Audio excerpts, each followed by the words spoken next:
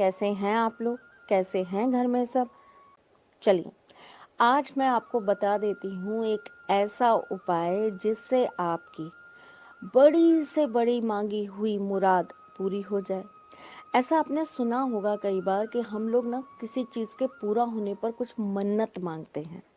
हम ऐसा कहते हैं कि मेरा ये काम हो जाएगा तो मैं ऐसा कर दूंगी, मैं ठाकुर जी को भोग लगा दूंगी, मैं श्रृंगार करा दूंगी, मैं सवा मणि कर दूंगी। हम राजस्थानियों में ये सवा मणि करने का बहुत ज़बरदस्त एक फैशन है। सवा मणि का मतलब होता है सवा मण अनाज से बना हुआ भोजन या प्रसाद, जिसे वितरण किया जाता है और अपने जितने भी नज़दीकी लोग होते हैं, रिश्तेदार होते हैं, उन्हें बुलाकर उस भोग को लगाकर भोज कराया जाता है। ये हमारे यहाँ सवा मणि प्रथा कहलाती है। इसे करने के लिए वैसे तो हमारे यहाँ बहुत सारे मंदिर हैं, लेकिन मेन, क्योंकि मैं राजस्थान से हूँ आपको पता है, तो हमारे जयपुर के अंदर खुले के हनुमान जी पे बहुत बड़ी रसोई है। कम से कम वहाँ पर डेली 300 से 400 सवा मणियाँ होती हैं और लोग मन्नतें मांगते हैं, उनकी पूरी होती हैं तो वो वहाँ पर आकर सवा मणि करते हैं। मेहंदीपुर बालाजी में भी ऐसा सिस्टम बना रखा है, सालासर बालाजी में भी बना रखा है। बहुत सारे ऐसे मंदिर हैं, मोती डूंगरी वाले गणेश जी पर भी है, नाहर के गणेश जी पर भी है। जगह जगह की अलग अलग रीति रिवाजों से इस कार्य को पूरा किया जाता है। कहने का मतलब ये है कि काम बोल दिया जाता है, हो जाएगा पूरा तो सवा मन का प्रसाद लगाया जाएगा। अलग अलग जगह की अलग अलग मान्यता, लेकिन कहने का मतलब ये है कि हर कोई सिर्फ ये चाहता है कि ईश्वर मेरी मन मुराद पूरी कर दे और मैं उसके बदले उन्हें कुछ भी समर्पित करने को तैयार हूँ। इसे पॉजिटिव दृष्टि से देखें तो ये एक भाव है, एक प्रेम है, एक भक्त का अपने भगवान के लिए। लेकिन अगर इसे हम दूसरी तरीके से देखें तो ये एक लालच है जो हम ईश्वर को दे रहे हैं, जो कि हमें नहीं देना चाहिए। प्रलोभन ईश्वर के लिए क्या काम का, वो तो आपके भाव देखते हैं। पर मैंने जैसा आपको बोला, पॉजिटिव वे से देखूं तो ये एक बहुत अच्छा भाव है जो एक भक्त अपने ईश्वर को दे रहा है कि कर दो ना मेरा काम, मैं हो जाएगा तो ये पक्का करूँगा। चलिए, अलग अलग तरीके से ईश्वर को प्रसन्न करने के अपने अपने लोगों के रंग रूप हैं, परंतु आज मैं आपको एक ऐसी चीज़ बताने जा रही हूँ जिससे आपकी मनवांछित इच्छा ज़रूर पूर्ण हो जाएगी। ये है बासी रोटी पर लिख दे ये एक नंबर, और इस नंबर के लिखते ही आपकी मनवांछित इच्छा पूर्ण होगी।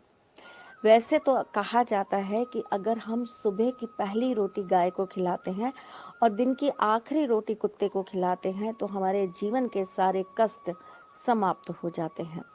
जिन लोगों को अपने जीवन के अंदर पुण्य के लेवल को बढ़ाना हो वो ये कार्य रोज़ ज़रूर करें। अब कुछ लोग मुझे ये कहते हैं कि हमारे इर्द गिर्द गाय ही नहीं है, हम कैसे जाएं, कैसे खिलाएं। और कुछ लोगों के नियम है, वो स्वयं भोजन बाद में करेंगे लेकिन पहले वो पहली रोटी निकाल कर गौ माता को ज़रूर देंगे। बहुत अच्छी बात है, लेकिन मैं आपको एक चीज़ बताती हूँ, इसमें एक छोटी रोटी ना आप पक्षियों के नाम की भी ज़रूर निकाला करिए। उसे छोटे छोटे टुकड़ों में करके किसी चौराहे पर या छत पर या ऐसी जगह पर रख दिया कीजिए जहाँ पर उसे आकर पक्षी खा लें। ऐसा करने से आपके जीवन में कभी भी नकारात्मकता आपके इर्द गिर्द भी नहीं घूमती। 40 दिन लगातार अगर आप अपने हाथ से ज्वार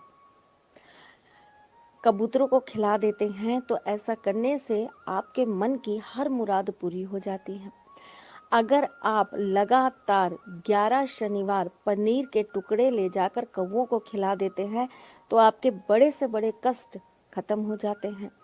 अगर आप अपने हाथ से बाजरा 40 दिन तक मोर को खिला देते हैं तो आपकी हर मुराद ठाकुर जी द्वारा पूरी की जाती है। इसी प्रकार अगर आप अपने घर में बनी हुई बासी रोटी से ये कार्य कर देते हैं तो आपकी मनवांछित इच्छा जरूर पूर्ण होती है।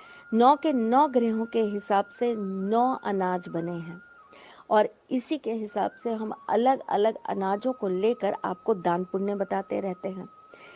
इसी में आप अगर गेहूं की रोटी बनाकर सुबह बनाकर रख देते हैं और शाम को कड़वे तेल यानी कि सरसों के तेल से उस रोटी के ऊपर आप लिख देते हैं 7, नंबर 7, और इसे ले जाकर आप काले कुत्ते को खिला देते हैं।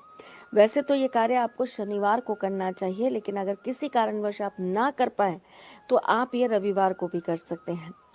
आप ये कार्य लगातार 7 शनिवार कर लीजिए और फिर देखिए आपकी मनवांछित इच्छा कैसे पूर्ण होती है। जब आप कुत्ते को रोटी खिलाने जाएं तो आप अपने मन में अपनी इच्छा ज़रूर स्मरण कर लें या बोलते जाएं, मन ही मन दोहराते जाएं कि मेरा ये काम है, हो जाए, मैं इससे प्यार करती हूँ, ये मुझे मिल जाए, मेरा पति मेरे साथ बहुत अच्छे से रहे, मेरी बड़ी गाड़ी आ जाए, मेरी नौकरी बहुत अच्छी लग जाए, मेरा व्यापार चल जाए। नाना प्रकार की जो भी मनोवांछित इच्छाएं हैं आप बोल दीजिए और ये कार्य करके आइए, और फिर देखिए आपकी बिगड़ी कैसे बनती है। बनेगी, ज़रूर बनेगी, और बनेगी तो आप मुझे ज़रूर बताओगे। मैं फिर आऊँगी कुछ नया, कुछ अलग, कुछ अद्भुत लेकर। तब तक के लिए मुस्कुराते रहिएगा, रिश्तों में मजबूती बना के रखिएगा, अपने साथी के साथ में जुड़े रहिएगा, प्यार देते रहिएगा, प्यार लेते रहिएगा, ख्याल रखिएगा अपना और उनका जिनसे आप प्यार करते हैं। मैं जल्द आपसे मिलने आऊँगी, तब तक के लिए राधे कृष्ण।